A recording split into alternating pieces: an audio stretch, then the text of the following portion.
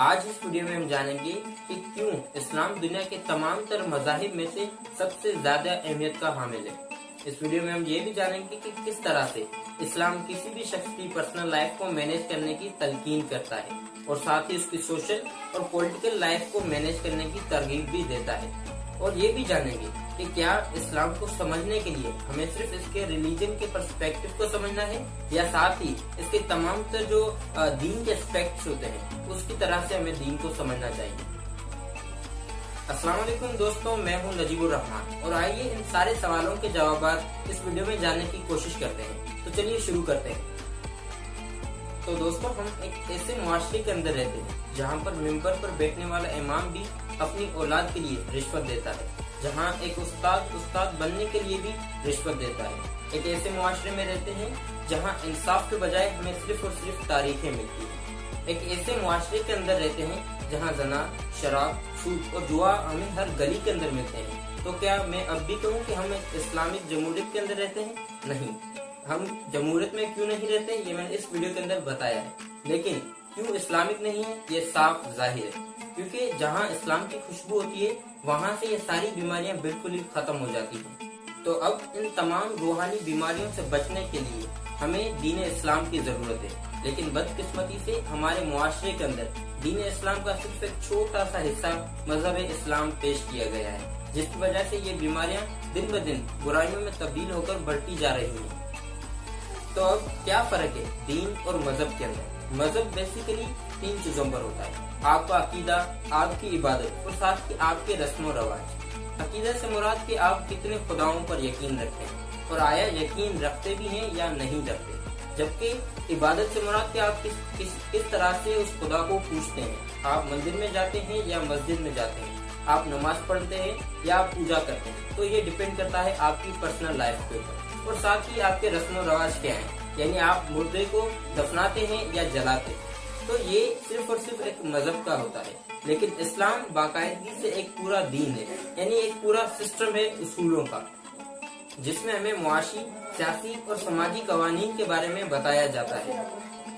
दीन इस्लाम का जो बुनियादी मकसद है वो है निजाम इलाही को राइज करना। अब ये 2 तरीकों से राइज हो सकता है। नंबर 1 या तलवार से, नंबर 2 या कलम से। अब अगर हमने तलवार उठाई तो सबसे पहले हमें अपना खुद का गला काटना पड़ेगा। जी हाँ दोस्तों, क्योंकि हम खुद भी इस समुद्र गफलत के अंदर डूबे हुए हैं। लेकिन अगर हमने कलम उठाया तो इसका मतलब है कि हमें इल्म के नूर से दिलों को मुनव्वर करना होगा और लोगों को इस गफलत के समुद्र से निकालकर राह हक की तरफ रहनुमाई देनी होगी। दीन इस्लाम समझने के लिए हमें बेसिकली 5 एस्पेक्ट्स को समझना होगा। नंबर 1, इस्लामिक एडमिनिस्ट्रेशन, यानी इस्लाम जिस जगह पे होता है वहाँ का निजाम किस तरह होता है। वहाँ इंसाफ, बराबरी, अदल और अमन अमान कायम रखने के लिए जो उसूल और जवाबित होते हैं उसे इस्लामिक एडमिनिस्ट्रेशन के नाम से जाना जाता है। और इस्लामिक एडमिनिस्ट्रेशन के अंदर लोगों को उनके मुआशी, सियासी और समाजी हुकूक दिए जाते हैं। यहाँ पर लोग इस्लामी कॉन्फ्रेंसेस भी बनाते हैं और अंजुमन भी बनाते हैं ताकि वो इस्लामी हुकूक हासिल कर सके। नंबर 2, इस्लामिक डेफिनेशन, यानी हमें पता होना चाहिए गुस्ल और वजू में क्या फर्क है, हसद और गीबत में क्या फर्क है, कौन सी चीज हलाल है और कौन सी चीज हराम है, किस काम के करने से हमें सवाब मिलता है और किस काम के करने से हमें गुनाह मिलता है। तो इन चीजों का इल्म भी होना जरूरी है। नंबर 3, इस्लामिक इम्पोर्टेंट डेज, या जिसे हम इस्लामिक इम्पोर्टेंट इवेंट्स भी कह सकते हैं, क्योंकि इसमें हमें पता होना चाहिए कि 12 रबीउल अव्वल की क्या अहमियत है, 15 शोबान की क्या अहमियत है और 27 रजब की क्या अहमियत है, जुम्मे के दिन की क्या अहमियत है, 10 मुहर्रम के 10 दिनों की क्या अहमियत है और रमजान के पूरे महीने की क्या अहमियत है, ईद उल फितर किस तरह मनाते हैं और ईद उल अज़हा किस तरह मनाते हैं।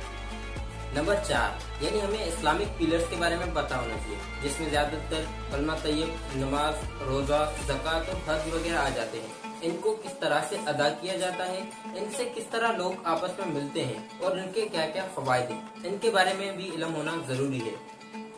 नंबर 5, हमें इस्लामिक हिस्ट्री के बारे में पता होना चाहिए, यानी हमें हजरत इब्राहिम अलैहिस्सलाम की अहमियत के बारे में पता होना चाहिए, हजरत मोहम्मद मुस्तफ़ा सल्लल्लाहु अलैहि वसल्लम की अहमियत के बारे में पता होना चाहिए। हमें हजरत ईसा के मौजज़े पता होने चाहिए, हजरत मूसा के मौजज़े पता होना चाहिए। ہمیں معلوم ہونا چاہیے کہ خالد بن ولید کون ہے، محمد بن قاسم کون ہے، طارق بن زیاد کون ہے اور ارطغرل غازی جس کے اوپر پوری ایک سیریز بنی ہوئی ہے وہ کون ہے۔ ان تاریخی کرداروں کے بارے میں بھی علم ہونا ضروری ہے، کیونکہ جو قوم تاریخ بلا دیتی ہے تاریخ میں انہیں بلا دیتی ہے۔ ملتے ہیں نیکسٹ ویڈیو میں، جس میں ہم انشاءاللہ نماز کے فوائد کے بارے میں بات کریں گے۔ تب تک کے لیے اللہ حافظ۔